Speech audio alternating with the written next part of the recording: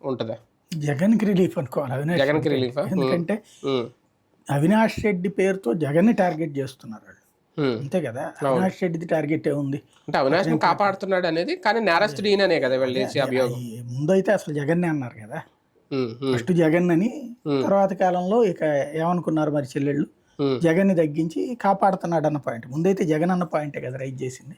తెలుగుదేశం ఎప్పటికి కూడా ఏమంటది, జగన్ హంతకుడు అని చెప్తుంది, అంతేగాని అవినాష్ రెడ్డి అనే హంతకుడిని కాపాడుతున్నాడు ఈ మధ్య బిగిన్ చేశారు. మొన్నటిదాకా జగనే జయించాడు బాబాయ్ని, హూ కిల్డ్ బాబాయ్ అంటే ఏంటి అదో, ఎందుకు పదే పదే చంద్రబాబు గారే పెద్ద పెద్ద కేకలతో అరుపులతో మాట్లాడుకొచ్చారు. అంటే వాళ్ళ మనసులో కూడా జగన్ అనేది లేదేమో, ఎందుకంటే వివేకం సినిమా చూస్తే అంతా కూడా జగన్ పాపం ఏం తెలియదు అన్నట్టుగానే అందులో స్టోరీ అంతా రూపొంది. అంటే వీళ్ళకి తెలియకుండా సినిమాలు తీరు కదా, ఒకవేళ నిజంగా మనసులో ఉండుంటే అందులో జగన్నే దోషి కింద పెట్టుండేవారేమో మేబీ.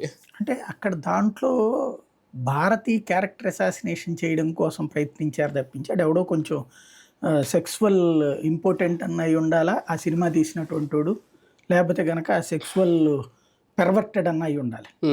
లేదంటే గనక ఏ భార్య చేతను మోసపోయినోడో, లేకపోతే ఆడవాళ్ళ చేత మోసపోయినోడు అయి ఉండాలి.